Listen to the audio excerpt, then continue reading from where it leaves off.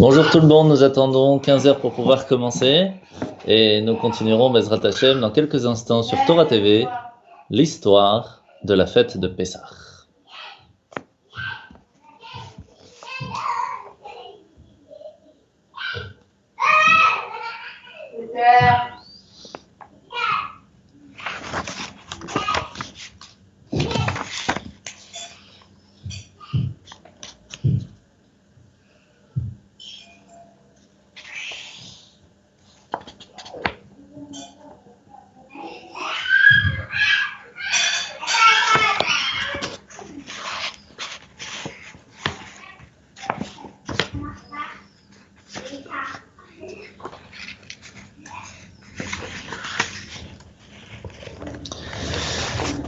Bonjour à tous, bonjour les enfants.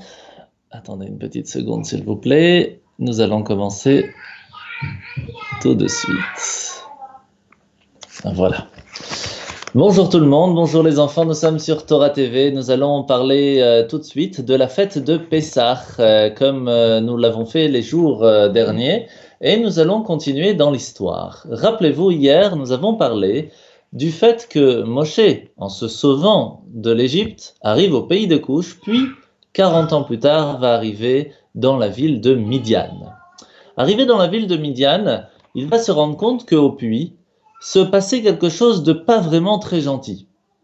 Parce que, étant donné que Yitro, qui était en fait, d'une certaine façon, le grand prêtre de Midian, va arrêter de se prosterner devant des idoles. Et ça, les gens ne vont pas spécialement aimer. Et c'est pour cela qu'ils vont le bannir, ils vont le mettre complètement de côté et vont essayer même de l'embêter, lui et ses filles. Étant donné qu'il n'avait pas de garçons, c'est ses filles qui s'occupaient du troupeau, des moutons, des chèvres, etc. Et c'est ainsi que va commencer l'histoire de Moshe arrivé à Midian. Tous les jours, lorsque les filles de Yitro arrivaient au puits, les bergers de la ville ne les laissaient pas prendre de l'eau seulement après que tout le monde ait fini de prendre de l'eau pour leurs moutons. Ce qui fait qu'ils arrivaient très tard à la maison. Mais ce jour-là, le jour où Moshe arrive, quelque chose de plus grave arrive. Quelque chose de très grave se passe.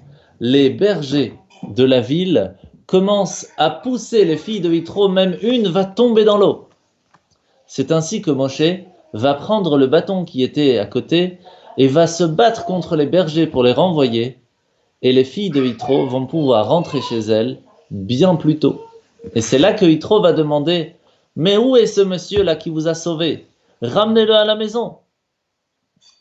Et ne serait-ce que le fait de l'avoir amené à la maison, même s'il n'avait peut-être pas spécialement de bonnes idées, mais quand même, cela va lui permettre que Moshe va se marier avec Tzipora, et Yitro va être donc le grand-père des enfants de Moshe Rabbeinu. Mais rappelez-vous, hier je vous ai posé une question. D'où venait ce bâton? Eh bien, il faut savoir que lorsque Hachem a créé le monde, et qu'il a donné à Adam et Ève, Adam et Chava, la possibilité de vivre dans le Gan Eden, dans le jardin d'Éden, ils vont en fin de compte y sortir, parce qu'ils vont manger le fruit interdit. À ce moment-là, Adam, qui avait fauté, avait très peur des animaux, parce que les animaux ont peur de l'humain lorsque l'humain se comporte comme un être humain et qu'il écoute la voix de Dieu. Mais puisqu'il avait fauté et qu'il n'avait pas écouté ce que Dieu avait demandé, eh bien il avait très peur des animaux. C'est à ce moment-là que Dieu va lui faire deux cadeaux, à lui et à sa femme. Ils vont recevoir des vêtements faits par Dieu. Alors il y a un avis qui dit que ça a été fait avec la peau du serpent, mais ce qui est magnifique, c'est que va être brodé sur ce vêtement tous les animaux du monde. Et chaque personne qui portait ce vêtement avait le contrôle des animaux. Et ce vêtement va passer, ainsi qu'un autre cadeau qui va être donné à Adam, c'est un bâton. Mais ce bâton n'est pas en bois, il est en saphir, en diamant magnifique. Et dessus va être gravé 3 mots. Detzach, Adash, Be'achav. Et on va voir plus tard pourquoi est-il gravé ces 3 mots. Que va-t-il se passer avec cet habit et ce bâton? Il va être transmis aux enfants de Adam, plus précisément à Seth. qui va le faire transmettre à Hanor, qui va le donner à Mathusalem. Et Mathusalem, en hébreu, Methuselah, va le transmettre à Noach. Noach va le donner à ses enfants. Et en fin de compte, Shem, Ham et Yafet, eh bien, cela va arriver jusqu'à Avimelech et Nimrod, qui va en fin de compte être tué par Esav. Et c'est Esav qui va réussir à retrouver cet habit-là. Et c'est cet habit que Yaakov va mettre lorsqu'il va recevoir les bénédictions de son père. Mais ce bâton, qui va en fin de compte se retrouver, après avoir fait la guerre, Pharaon contre Esav, va reprendre ce bâton magnifique en saphir, et va se retrouver dans les trésors de Pharaon. Lorsque Yitro va partir, Pharaon va le récompenser en lui offrant quelque chose qui se trouvait dans son trésor, et Yitro va voir ce bâton si spécial, et va le prendre avec lui à Midian. Arrivé chez lui, il va le planter dans son jardin. Mais à ce moment-là, plus personne ne pouvait le ressortir. Mais lorsque Moshe va retrouver ce bâton, va réussir à sortir ce bâton du trou, c'est là que va comprendre Yitro qu'en fin de compte, il était très important ce monsieur Moshe, parce qu'il a réussi, et c'est le seul qui a réussi à prendre ce bâton de la terre. À ce moment-là, comme on l'a dit hier, Yitro va avoir très peur de Pharaon du fait que Moshe était quelqu'un qui était recherché par Pharaon parce qu'il avait tué l'Égyptien. Et c'est pour cela qu'il va le mettre en prison pendant 10 ans. Et c'est Tzipora, sa fille, qui va s'occuper de lui. Après ces 10 années, Tzipora et Yitro vont sortir Moshe de cette prison.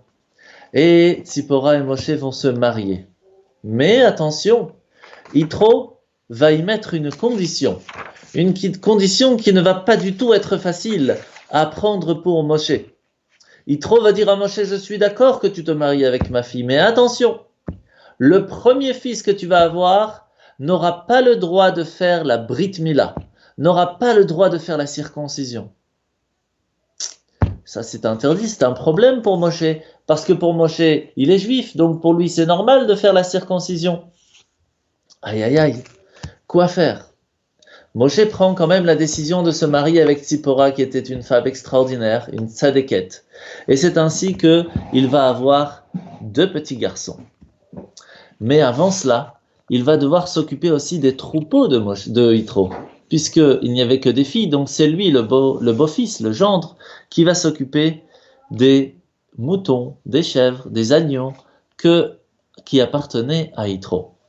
Une grande bénédiction va arriver, puisque aucun loup ni aucun lion ne va pouvoir manger ces animaux. Tous vont être en bonne santé, vont avoir des petits chevreaux, etc.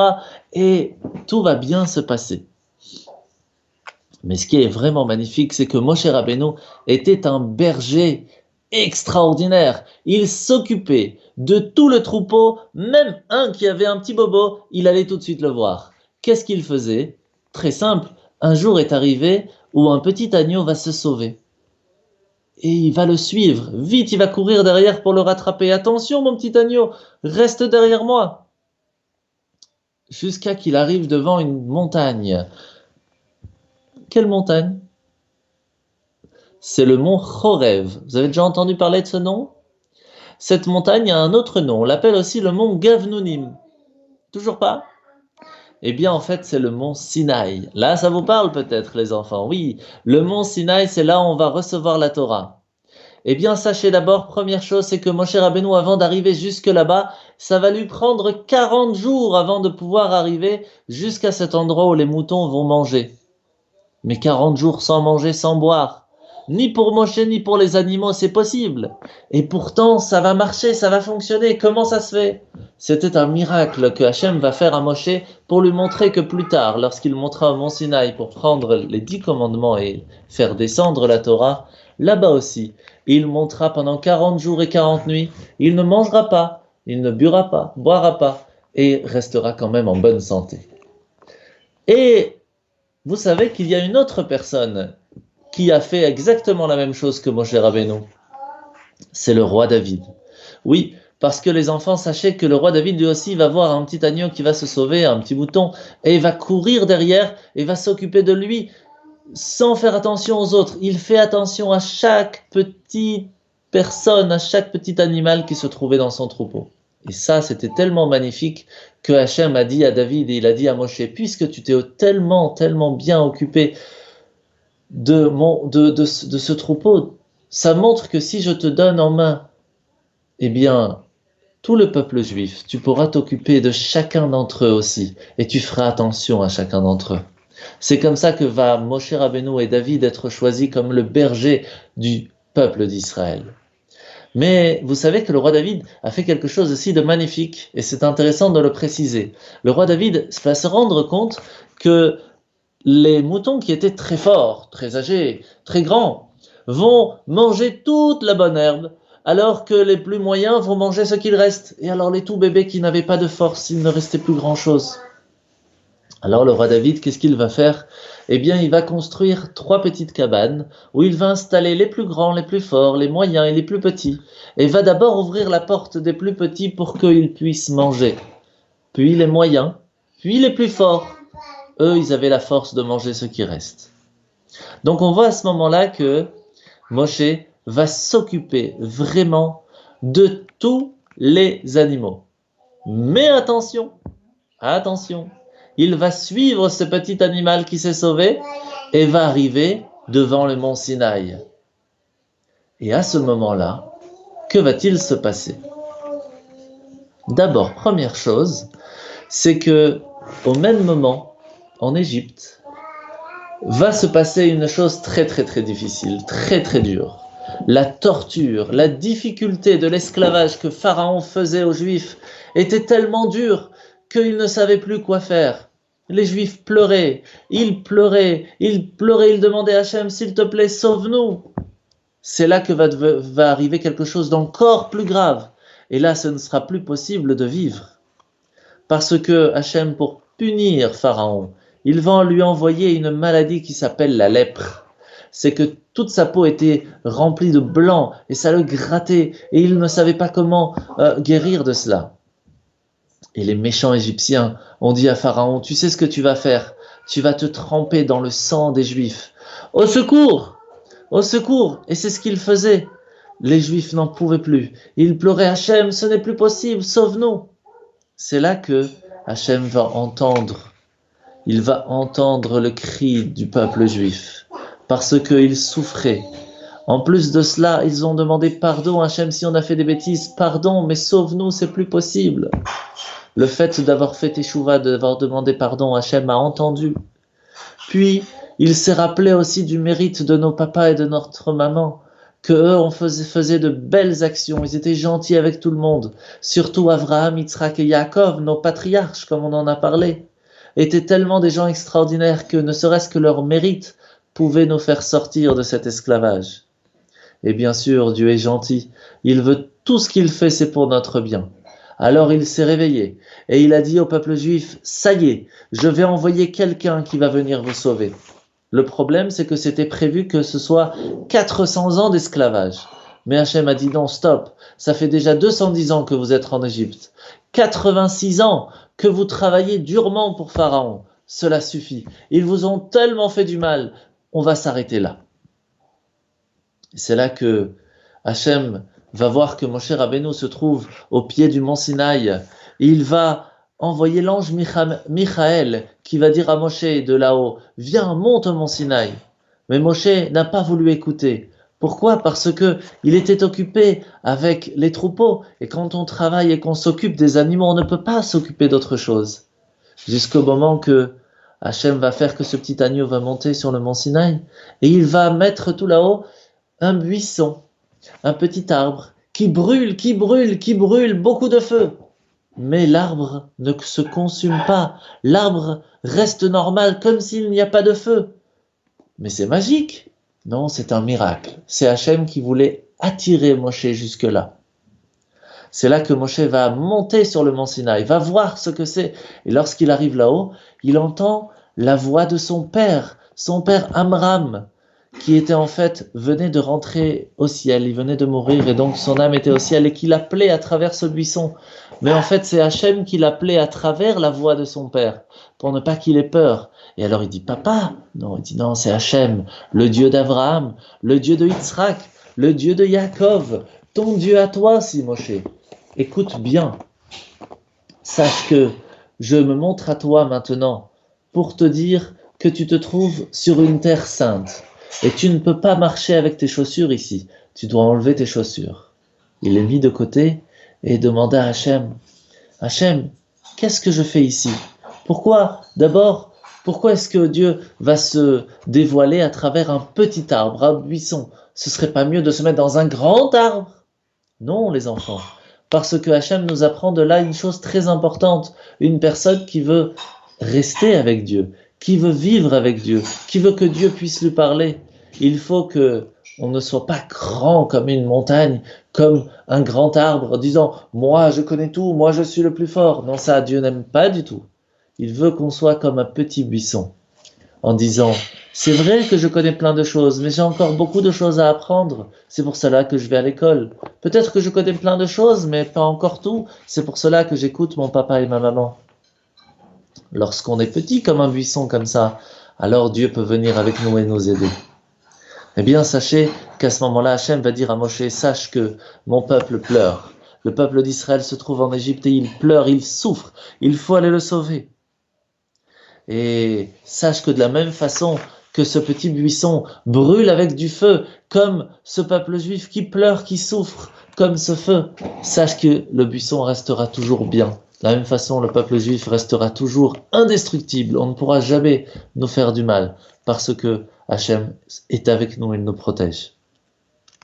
C'est à ce moment-là que Moshe va voir qu'il est en train de parler avec Hachem. Alors il va cacher son visage pour ne pas le voir. On ne peut pas voir Hachem, c'est interdit.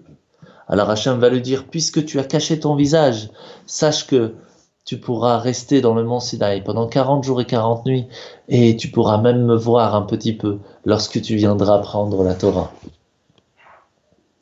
À ce moment-là, Hachem va dire à Moshe, Moshe, tu vas devoir partir en Égypte, abandonner tout et aller t'occuper de mon peuple, les faire sortir d'Égypte.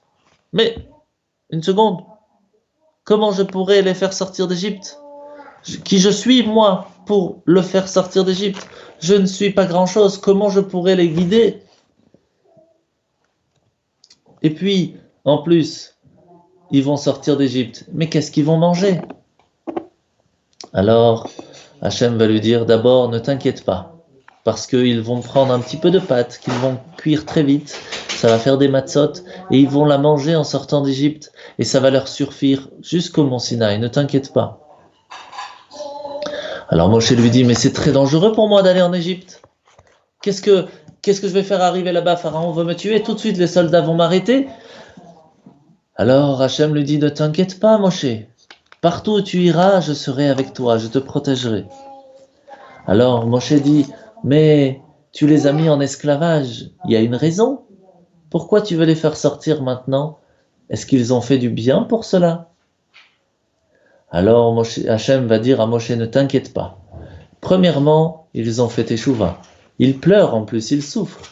Mais surtout, ils vont sortir d'Égypte pour un but, une chose très importante. Ils vont arriver au mont Sinaï et vont pouvoir recevoir la Torah. Et rien que par le mérite de la Torah, ils méritent de sortir d'Égypte. Ah, si c'est comme ça, comment tu t'appelles? Ils vont me demander. Alors il dit, je n'ai pas de nom fixe.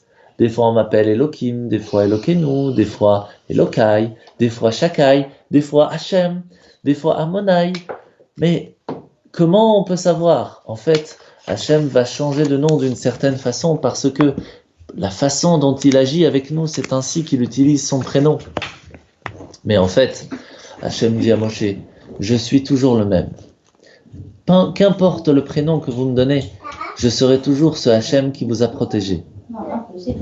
Alors, Hachem va lui dire, à partir de maintenant, sache que tu vas aller en Égypte et tu vas leur donner le code secret. Le code secret? Oui, pas code, pas kadeti. Ça veut dire, je vais punir tous ceux qui t'ont fait du mal et vous serez saufs. Ce code va être important parce que lorsque tu vas arriver là-bas, en Égypte, on va te demander, qui me dit maintenant que c'est bien Hachem qui t'a envoyé? Quand tu diras Pakot, Pakadeti, eh bien, les Juifs sauront que c'est moi qui t'a envoyé. Alors Hachem dit à Moshe, sache que tu vas arriver voir Pharaon et qu'il ne va pas tout de suite te dire oui, oui, bien sûr, on va sortir d'Égypte. Non, pas du tout. Il va même leur faire plus de mal. Mais quand même, tu vas continuer à tout faire pour les faire sortir d'Égypte et tu réussiras. Alors Moshe va dire, mais attends, je vais arriver devant l'Égypte, les Juifs, mais ils vont pas me croire. Quelle chose, comment est-ce que les Juifs vont me croire? C'est là qu'Hachem va lui dire, sache que tous les Juifs du monde, quels qu'ils soient, qu'ils fassent la Torah ou qu'ils ne fassent pas la Torah, tous les Juifs du monde, ils sont des Ma'aminim, Bnei Ma'aminim, ils sont des croyants, fils de croyants. Ils croient en toi, Hachem, ne t'inquiète pas, et ils vont croire en toi aussi, Moshe, parce qu'ils croient en moi.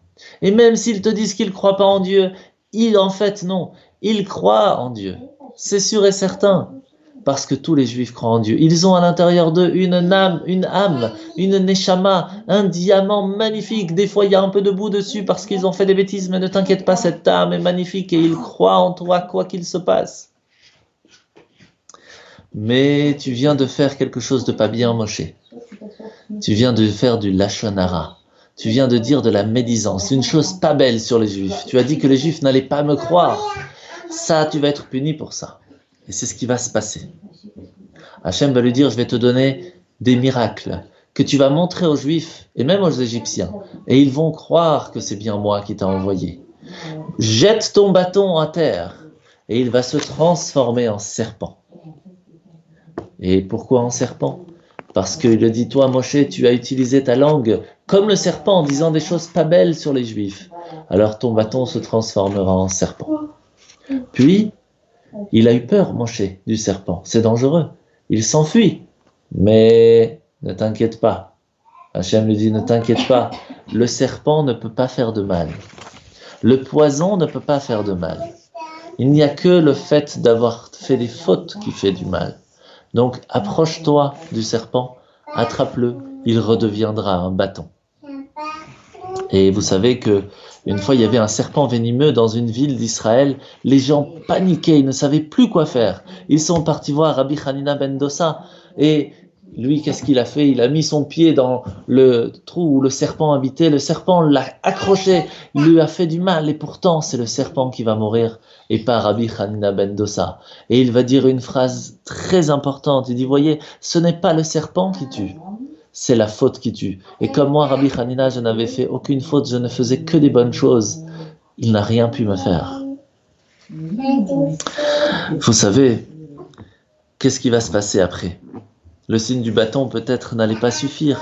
Alors il va lui dire, prends de l'eau, verse, et tu verras, elle va se transformer en sang. Voyez les enfants, encore une chose, encore un miracle que Moshe va faire. Et pour finir, une troisième chose qui va faire un petit peu la punition de Moshe. Il va prendre sa main, la mettre sous son aisselle et elle va redevenir avec de la lèpre. Vous vous rappelez la lèpre que Pharaon il a eue? Eh bien Moshe va avoir de la lèpre, sa main va être toute blanche. Et pourquoi?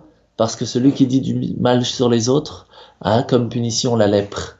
Et cette lèpre, on dit à la personne, on ne veut pas te voir, sors de la ville, on te met en quarantaine pendant 7 jours. Et encore 7 jours s'il y a besoin, si tu n'as toujours pas compris qu'il ne faut pas dire des choses mal sur les Juifs. C'est comme ça qu'après il va remettre sa main et va être guéri. Hachem lui avait pardonné. Quand même. Moshe va lui dire, mais tu sais, moi je parle pas tellement de langue. Et en plus, je parle pas très bien, puisque je bégaye. Vous vous rappelez que Moshe bégayait à cause qu'il avait mis de la braise, du charbon dans sa bouche. Il avait brûlé sa langue. Alors Hachem commence à se fatiguer un petit peu. Il dit, oh, ça suffit Moshe. Qui c'est qui a donné la langue? Qui c'est qui donne la possibilité à la personne de parler? C'est moi. T'as pas voulu parler? Eh ben, tu ne seras pas guéri. C'est dommage. Ce sera, tu sais quoi? Quelqu'un d'autre qui ira parler à ta place. Ce sera ton frère Aaron qui parlera à ta place. Et étant donné que c'est Aaron qui va aller parler à sa place, c'est pas Moshe qui sera le Kohen plus tard. C'est Aaron qui sera le Kohen. Et oui. Mais ne t'inquiète pas. Hachem dit à Moshe, vous deux, Moshe et Aaron, sachez que vous allez rester heureux l'un pour l'autre. C'est pas parce qu'un fait plus que l'autre que vous allez être jaloux. Non, surtout pas. Il faut être heureux que l'autre a pu avoir un mérite. Et vous rappelez que qu'est-ce qui a fait qu'on est parti en Égypte? À cause que les frères étaient jaloux de Yosef et l'ont vendu en esclave en Égypte. Eh bien, cette façon d'être heureux pour notre frère et de ne pas être jaloux de lui, c'est une des choses qui est très importante, qui va nous apporter en fin de compte cette sortie d'Égypte. Ne soyons pas jaloux, soyons contents pour notre frère. Mais en fin de compte, en partant vers l'Égypte, il va prendre sa femme et ses 2 enfants. Gershon le premier, qui veut dire Gersham, j'ai été étranger là-bas. Et Eliezer, Eli, ça veut dire mon Dieu, Ezer, il va m'aider. Mais n'oubliez pas qu'est-ce qu'avait fait Moshe, il n'avait pas circoncis, il n'avait pas fait la Brit Mila pour son premier enfant. C'est là que Moshe, lorsqu'il part avec Yitro, il lui dit, mais pourquoi tu les prends avec toi? Laisse-les ici. Il dit non, tu sais quoi, je vais aller quand même avec mes enfants. Et parce que je veux que mes enfants puissent écouter aussi cette forme de ressortir d'Égypte et en fin de compte de recevoir la Torah. C'était important pour lui. Et Moshe va donc partir avec son fils, ses 2 enfants, sa femme en Égypte. Mais en direction de l'Égypte, quelque chose de très grave va se passer. Pourquoi?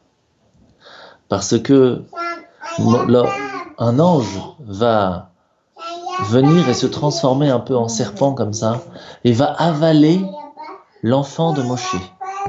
Il va avaler Moshe. Jusqu'à où? Jusqu'à la Brit Mila. Puis il va le recracher, va le prendre par les pieds et va l'attraper aussi jusqu'à sa Brit Mila. Moshe va avoir très peur, sa femme Tzipora ne saura pas quoi faire, jusqu'à que Tzipora va comprendre. C'est le message que l'enfant de Moshe ne peut pas rester sans Brit Mila. Elle va donc prendre une pierre, l'aiguiser et faire la Brit Mila à son fils, comme ça en direction du désert, en direction de l'Égypte. C'est ainsi que, en fin de compte, on voit comment est importante la mitzvah de la Brit Mila. Parce que tout le but du monde, c'est qu'on puisse être attaché à Dieu. Et une des raisons comment on peut faire pour être attaché à Dieu, c'est grâce à la mitzvah de la Brit Mila. Il faut savoir que la Brit Mila équivaut à tous les mitzvot de la Torah réunis, puisque nous sommes attachés à Dieu de façon éternelle. Grâce à ça, nous sommes attachés par 13 façons, 13 alliances. Et c'est très important de le faire. Au point que même si le 8e jour de la Brit Mila arrive un jour du Shabbat, eh bien nous mettons en pause le jour du Shabbat pour pouvoir faire la Brit Mila. Parce que la Brit Mila est quelque chose de très important. Maintenant, nous allons arriver en Égypte. Moshe et Aaron vont se retrouver. On va aller voir le peuple juif et même Pharaon pour lui dire « Ça y est, sors-nous d'Égypte s'il te plaît. C'est fini, on ne peut plus rester en Égypte. Maintenant, c'est bientôt Pessah. Nous voulons sortir d'Égypte. » D'abord, est-ce que les Juifs vont le croire? On va voir ça tout de suite demain. Et surtout, est-ce que Pharaon va le croire? Ça, c'est sûr que non. Alors, comment faire? Heureusement, vous vous rappelez que Moshe a un code secret. Pas code, pas cadetti. Et surtout, il a les miracles du bâton qu'il va faire devant Pharaon. Est-ce que tout cela va suffire? Eh bien, vous savez quoi? On verra tout ça demain, les enfants. À demain et bonne journée.